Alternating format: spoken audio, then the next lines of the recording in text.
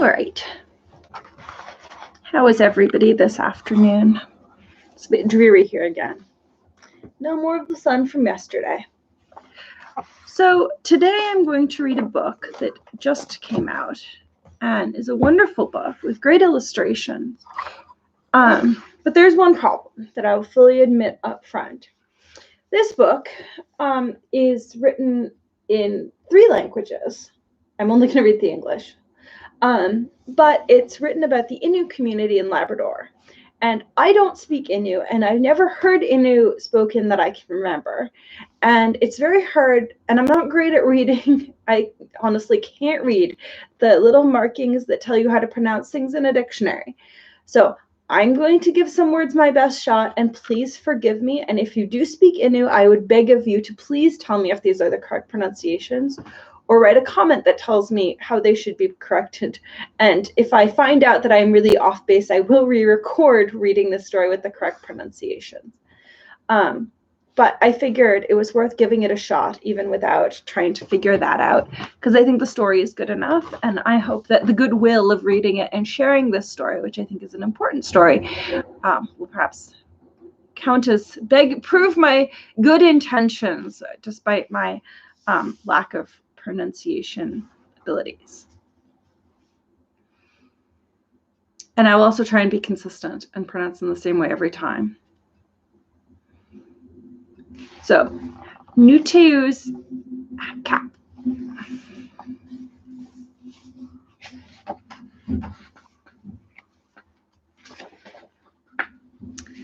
And it's written in both dialects of Innu as well as English. So you can see the 2 different dialects right up there.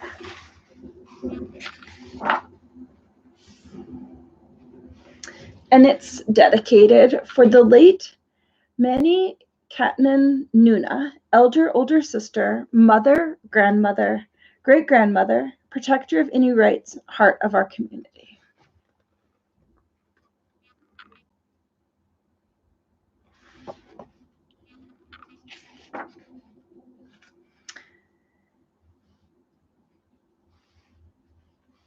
Can I go fishing? With Nuta. Can I? I scrambled for the fishing gear, the hook and line wrapped around a carnation milk tin. We've been here 2 months, and it's my turn to catch a nemesh.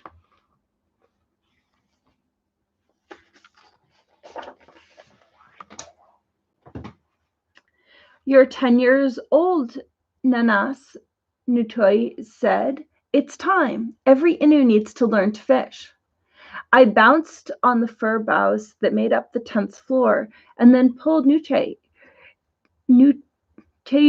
through the doorway. Nutau grabbed his well-worn blue Innu Nation ball cap on the way out. The Innu flag on the front showed the world where he belonged.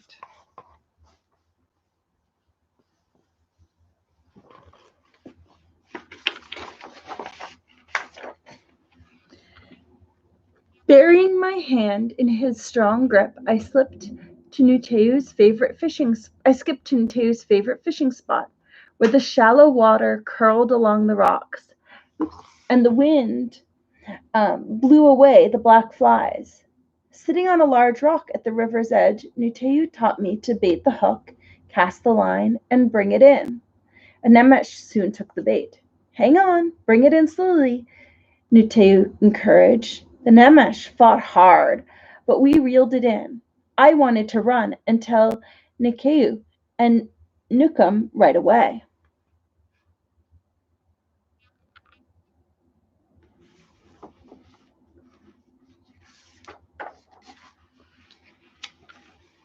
First, you must give thanks to Misiaku, the water spirit, for giving us nemesh, Nutau said.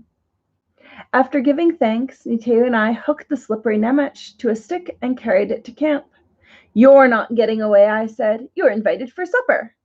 Nutau laughed.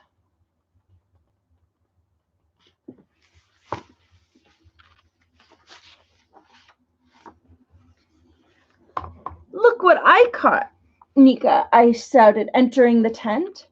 It's an enormous nemesh. Nutaui said proudly as she and Nukum prepared our meal. I guess we'll be having namash and paku es chicken. The family sat around the crackling campfire. Smells of frying fish and burning wood filled the air. It was my first namash, so I ate extra. It tasted delicious.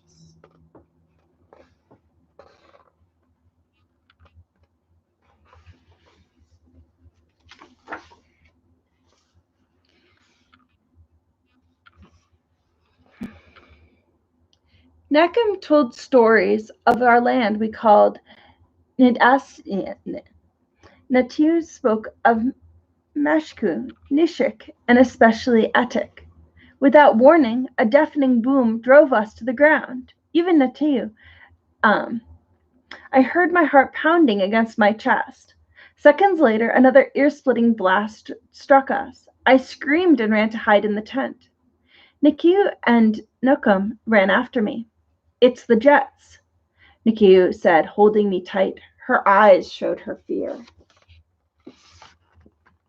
Oops, wrong direction.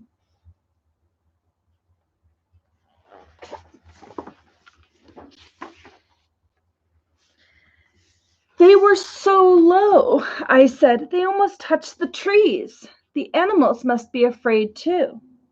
What if we were in a canoe? Nikiu wondered. I looked at Natu. He was muttering, his fist clenched tightly. It isn't right, Natu said. The government won't listen. They want jets to practice bombing over our land. This campsite is Minneapolis is inside their bombing range. Talking to them is useless. The flights will continue. It isn't safe here. We're packing up.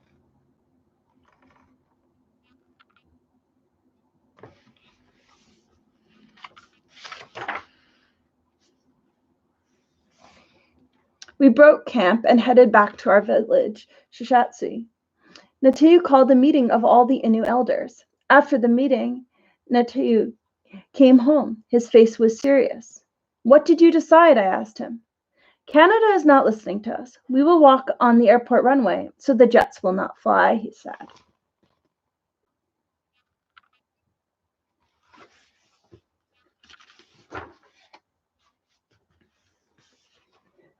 Can I come too?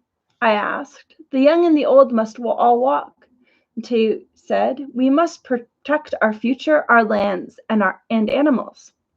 When the time came, whole families, old and young, including me, walked through gates and crawled under metal fences. We gathered around the jets. Police took us off the runway in buses, but we came back. Again and again, we gathered, walked on the runways, and stopped the jets.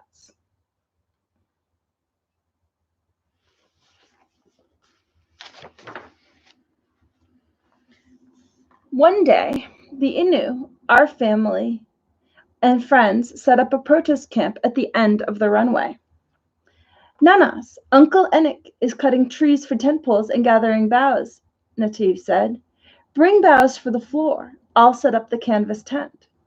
In the center of the tent, he put up a wooden stove to cook and keep the tent toasty warm.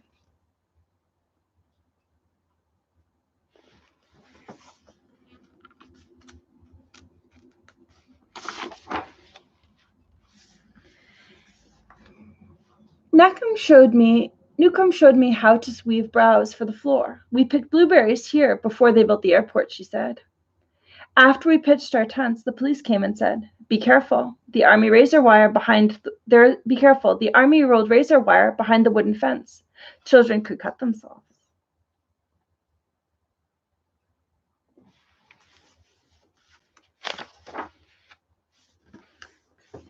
My friends and I went to the tall wooden fence to see the razor wire. We peered between the planks. The razor wire stretched across the entire length of the fence. The sun flashing off the razor tips frightened me. My people will find a way, I said softly.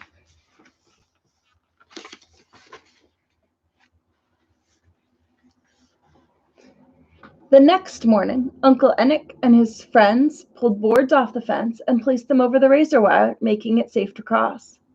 The elders, the mothers, fathers, and families walked through the hole in the fence, over the boards, and safely onto the runway.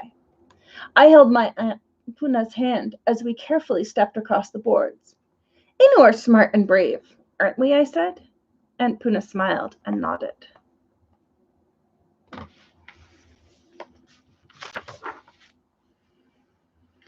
As we walked onto the runway, military buses rushed to meet us. The buses braked, the police got off and ushered us on board. You're trespassing. This is Canadian military property, the policeman shouted. This is Nutaui, our homeland, Nutaui reminded him.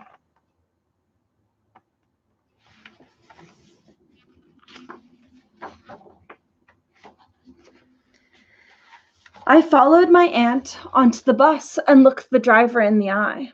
This is Innu land, not yours. But I'm glad you came, I said. My feet are tired. We walked such a long way on this runway. Everyone laughed, even the bus driver. The buses brought us back to the runway camp.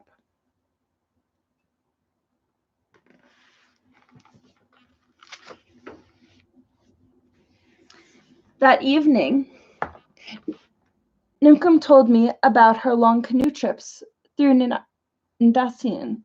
Police cars and buses roared to the camp's edge. The police were angry and loud. We crawled out of the tent. Frightened, I found Nteu's hand. The police barked names of leaders.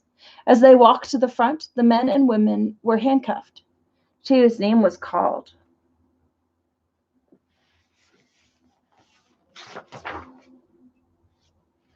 Go see your aunt, Nteu said. Crying, I obeyed and watched the police arrest him. Why are they taking him away? I was so angry and frightened. As the officers crammed Nteu onto the police car, his Indonesian ball cap fell into the dirt.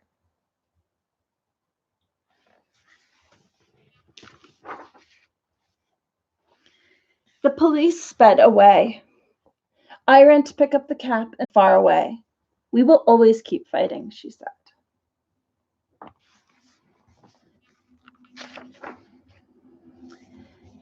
At night, I slept with Nteu's hat. I held it close. In my dreams, I was back in the country. I smelled Nteu, the campfires, and forests. I smelled a hunter and a fisherman sleeping near me on the fir boughs of our tent, keeping me safe. I could hear the river. Be strong, Nas, the river mermaid. Nasian will always belong to the Innu.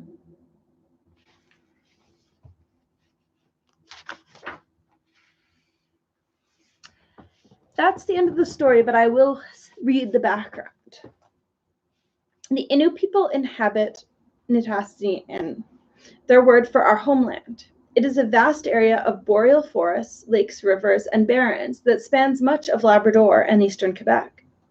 Innu elders say the Innu have inhabited this land since the beginning of time. They know this from their oral traditions, stories passed down from one generation to the next. Artifacts found by archaeologists reveal the Innu lived on this land as far back as 8,000 years ago. Until recently, the Innu were known as the Montagnais and the Naskapi people, but now they prefer to be called by the name they have for themselves. About 30,000 Innu, most live in 9 communities in Quebec. About 3,000 Innu live in Labrador communities of Shashatsu and Nutaui. Before the 1960s, when they were settled in villages, Labrador Innu were nomadic, spending most of the year in the interior of their lands, traveling in small family groups, following the caribou and living in tents. The men hunted and trapped, the women tended the children, gathered and prepared food, making tools and clothing. Children also helped out, doing chores, learning from their elders. Everyone looked out for each other, and sharing was highly valued. Elders today recount how they were born in a tent in Nishima. Natuashi's elder, Yakam New, recalls how his family snowshoed across the whole of Nutaui, from James Bay to Shashatsu to Septiles. Even after they began living in villages, the Innu continued to spend months in Nishima during the spring and fall. It was a place where they could practice their own way of life and ensure their children learned their language and culture. This was their home, the place where they were happy and healthy. But in the 1980s, when NATO fighter jets began flying over their camps, life in a shipment became unbearable. NATO, the North Atlantic Treaty Organization, was formed in 1949 after World War II. NATO members are countries in Europe and North America who made a promise to help defend each other if any of them was attacked in war. In the 1980s, Canada invited NATO countries to come to Quebec, Labrador to train their pilots to fly jets at supersonic speeds. Treetop, oh no,